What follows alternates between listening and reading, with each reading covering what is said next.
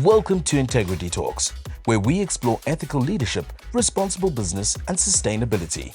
In this episode, we're joined by Sappi Southern Africa, a leader in manufacturing wood fiber-based products committed to sustainable and ethical business practices.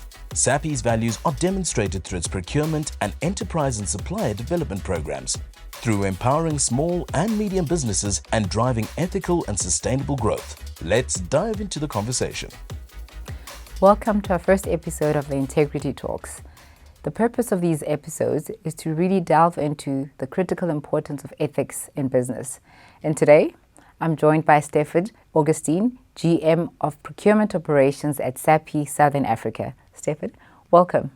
Thank you, Zoe. Thank you. Please introduce yourself to our audience and let them know a bit about your role and yourself. Okay, like Zoe said, my name is Sappi Augustine.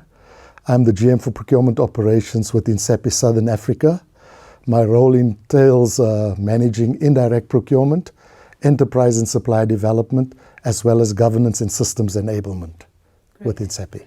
Thank you so much for making time, and thank you for agreeing to have this conversation with us. It really is important for us to understand what is the role of ethics in business, and from your point of view, what does that look like for Sappi? Ethics is basically the cornerstone of business in South Africa. If your foundation is good, then obviously the building will stand strong. So if we think about ethics in a supply chain environment, we're looking at fairness, transparency, obviously cognizance of sustainability, as well as compliance with the laws of the country. Yeah. So basically, it is the foundation. It also is what sustains how business operates. So you mentioned supply chain. What does ethics look like specifically within the supply chain, especially in the area that you are responsible for? Yes. If you know where procurement comes from or supply chain management comes from, a lot of emphasis has been placed and responsibility placed on supply chain to actually bring goods and services into companies. So you can just imagine the importance of ethics in that role. And what it looks like is to make sure there's fair competition, make sure there's transparency across the process, and obviously looking at the South African context, we need to take into cognizance also the impact on social, economic factors. Yeah. And how business plays a critical role overall is that it creates those opportunities not just for society to participate, but for small businesses to also engage.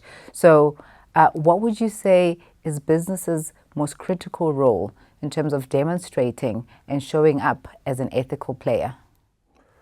Okay, if you look at business as an ethical player, for the communities around our operations, we obviously have a principle of shared value.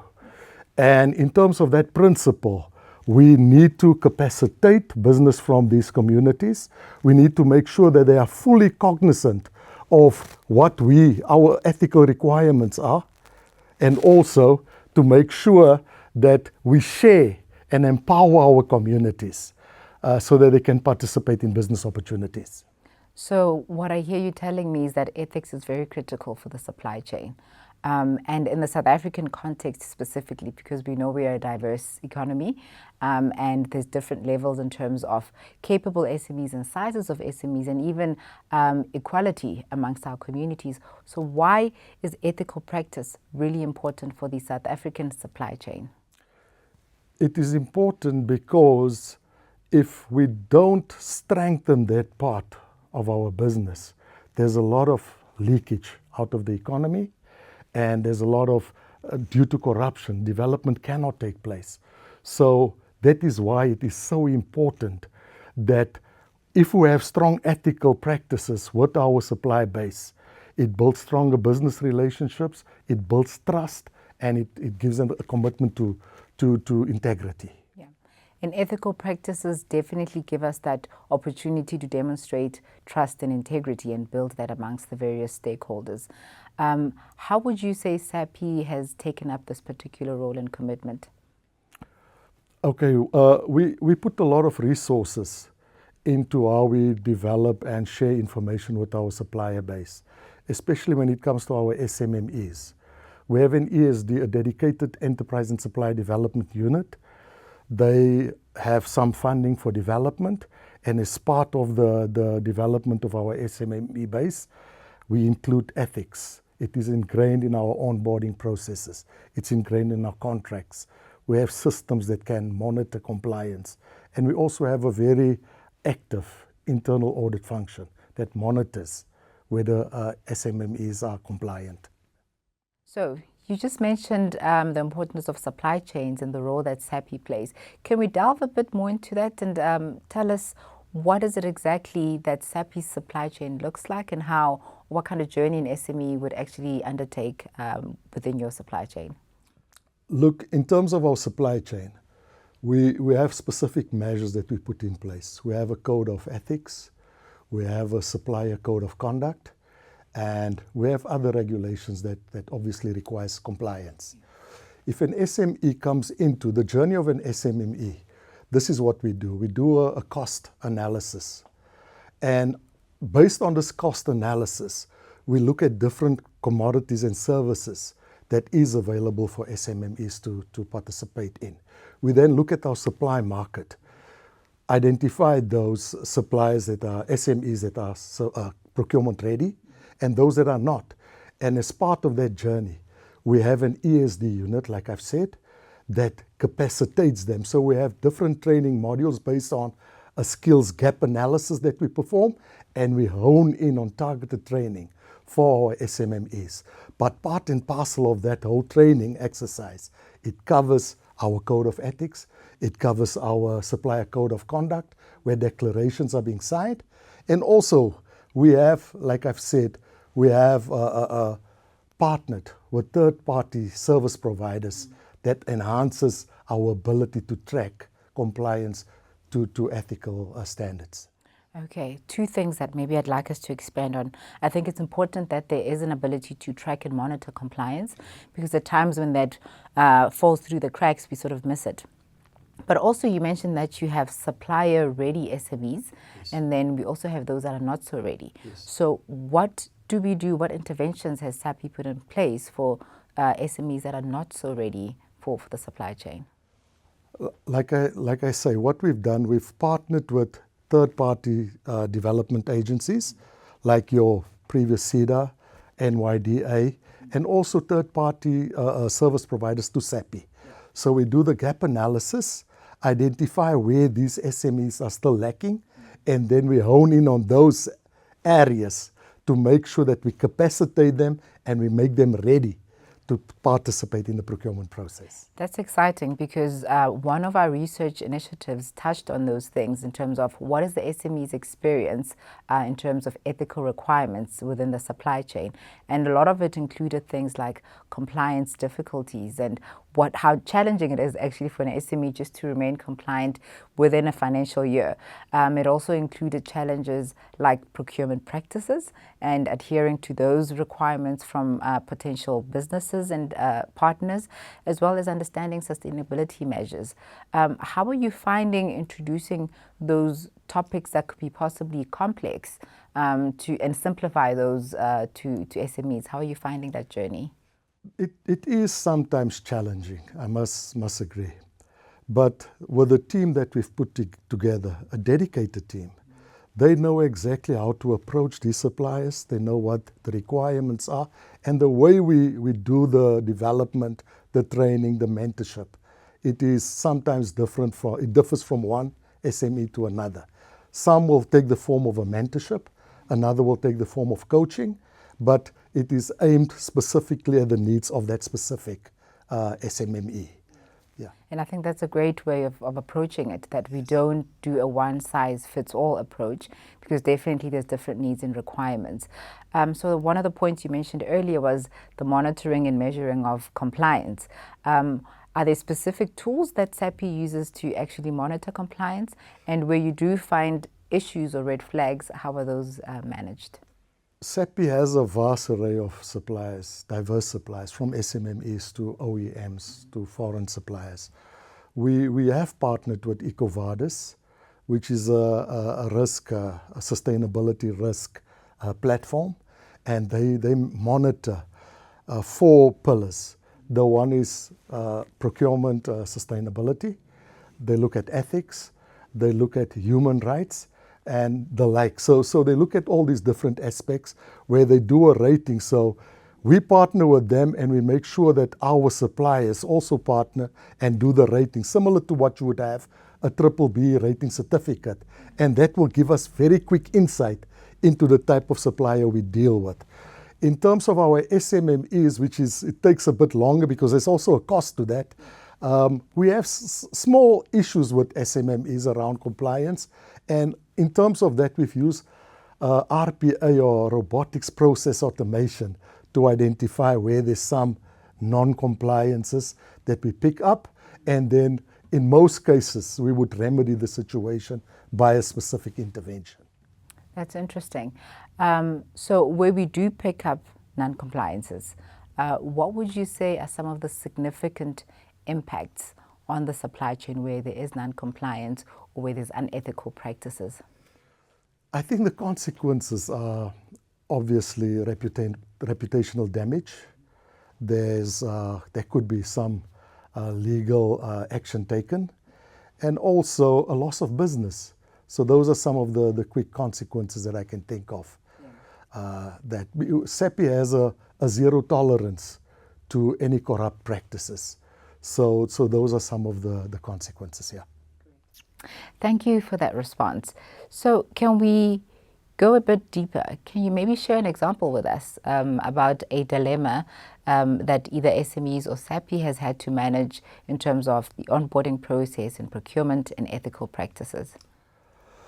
Look, from an SME standpoint, we have some issues around compliance with regulations, compliance with basic conditions of employment, etc. But if I have to hone in on a specific example, I can mention one that happened some time back where we had collusion between two suppliers in a tendering process. And it became visible as part of the evaluation process.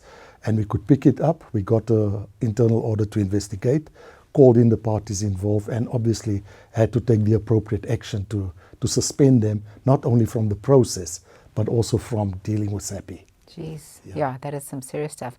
And out of interest, what is it that raised the flag for that particular incident? When we done the evaluation, it became blatantly obvious that even the wording in the submissions were exactly the same, and it was just tweaked here and there.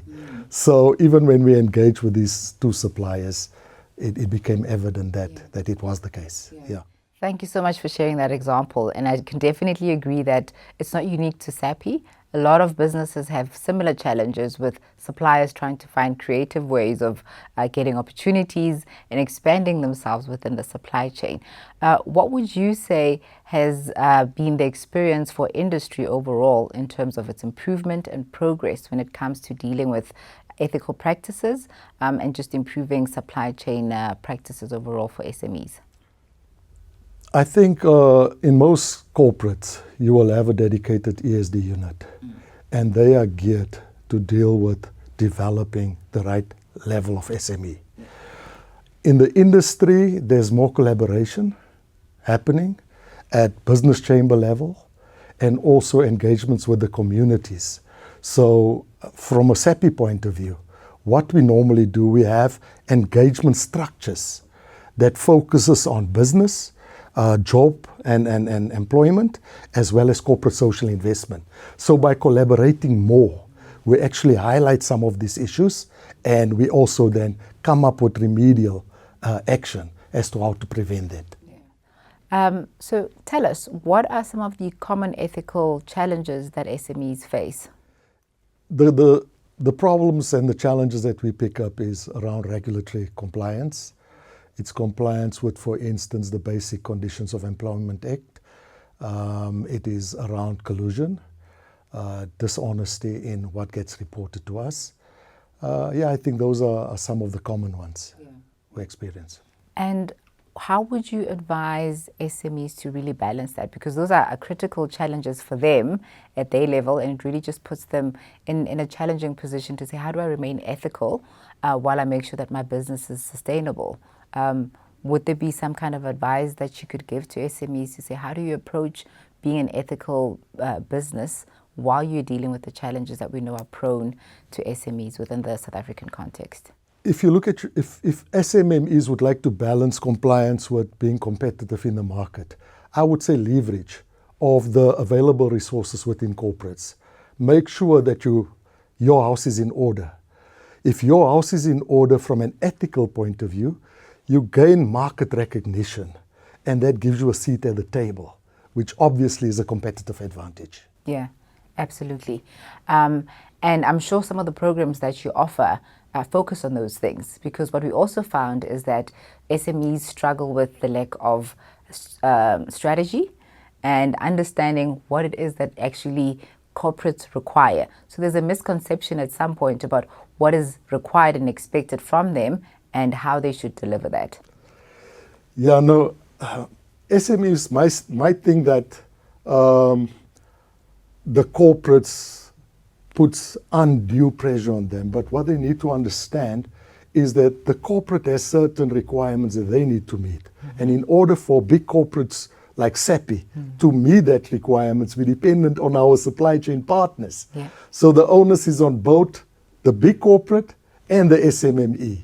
So we need to work together, we need to understand, we need to share common goals and build from there to address the issues they experience. Yeah. So that collaboration definitely goes right across that SMEs are just an important stakeholder as big corporates. So how would you advise an SME to really strengthen and improve its strategy application to align with that understanding? My advice to an SME would be, do a proper market analysis.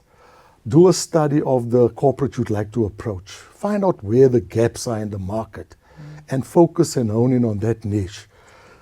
Capacitate yourself in putting your structures, your systems, your operations, your people, your structure there. Put it together properly so that once you approach the market, you know you're in a niche position.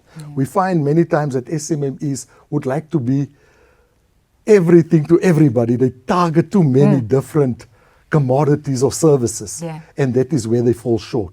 So I'm saying focus, build on it, and make sure that your ethical practices are stable. So in your experience, what role does technology play in ensuring ethical sourcing and compliance? We live in a digital world where there's digitization happening everywhere. And with digitization comes visibility, traceability. So all along the process, you can have real-time information. You can pick up trends in terms of where money gets spent. And so from that point of view, you can easily pick up if somebody is benefiting unduly and so on. And also, you can measure compliance, you can monitor it, because like I've mentioned, we have EcoVadis as a partner. We also have robotics programs that can determine when a supplier's B certificate is expired to make sure that we remind them. We're also then now rolling that out to tax compliance, which is some of the critical issues we are facing. So technology is very important and is going to become just more important into the future. And thank you for sharing that, because that's really important information. And what we've found, and specifically that's come out of the Ethical Supplier Project, which the NBI has been driving, is the challenges that SMEs really face in 5 thematic areas that we've identified, which includes the compliance and authentication and registration processes. It talks to procurement, sustainability, like I mentioned, also issues around diversity, equity, and inclusion. As well as that important part of whistleblowing, because to be then an effective partner and stakeholder in the supply chain is to understand all your responsibilities. So we know that the responsibility is not just on the corporates to share resources, to share information, but it's also for the SME to step up and meet their partners halfway. So we think that it's such an important and critical thing that we expand on collaborating. And the NBI really is committed to creating platforms for all its stakeholders to engage, corporate specifically, as well as SMEs in this particular space, with government where opportunities arise for the benefit of all. And really that's to make sure that there is equal opportunity for all partners and all stakeholders, and there's inclusion overall. What is Sappi's role and view, rather, in terms of collaborative effort and engaging with other stakeholders when it comes to this particular topic? I think we take collaboration very seriously because we believe in building trust relations. With trust relations comes confidence and also long-term relationships with our supply base. Collaboration, obviously, we take it a step further. We go into communities. We look at government as a collaborating partner, and as well as like the NBI is also one of our partners because we cannot do this alone. We need to capacitate on the one side.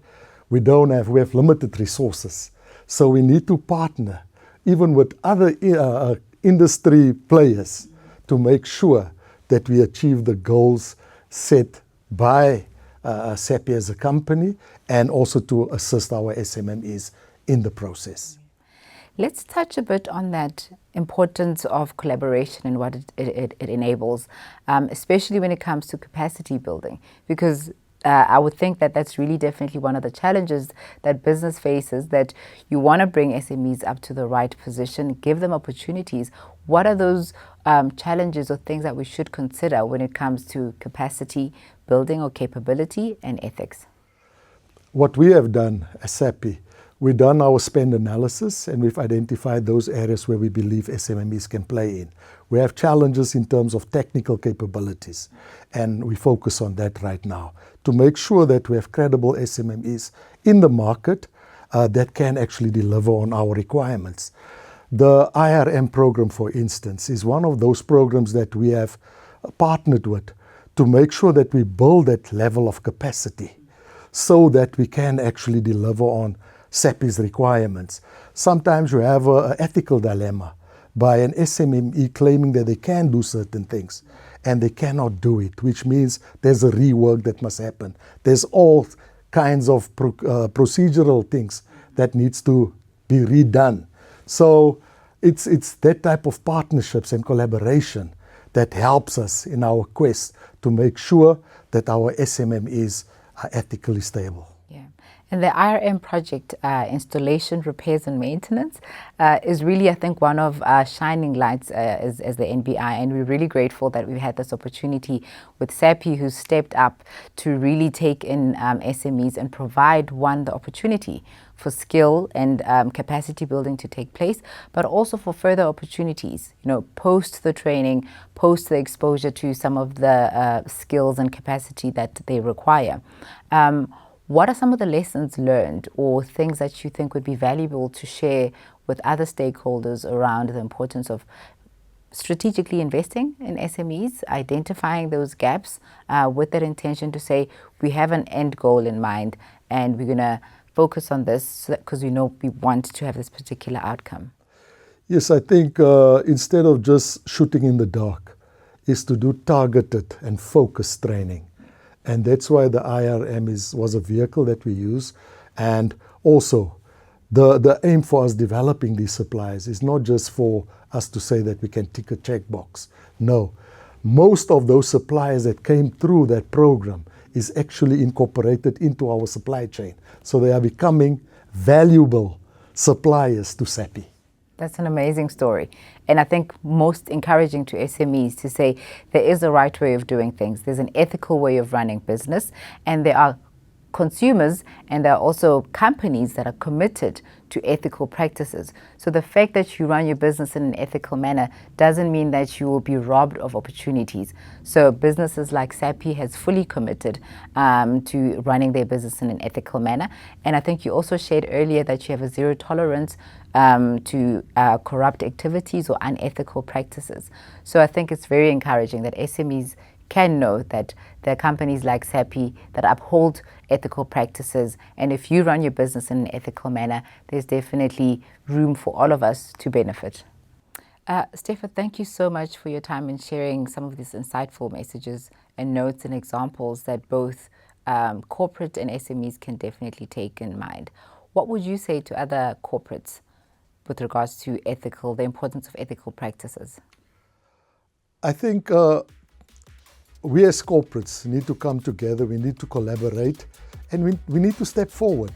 It is the right thing to do, not only for the corporate itself, but also for our SMME community out there. Thank you so much. And we hope that the audience really enjoyed this and found it informative, and that we can all embark on the journey of carrying out business in an ethical manner, because it is the right thing to do, and it is the sustainable thing to do as well. Thank you for joining Integrity Talks. Stay tuned as we continue to champion ethical leadership, responsible business, and sustainability. Visit nbi/integritytalks.org.za to explore, gain insights, and be part of the conversation.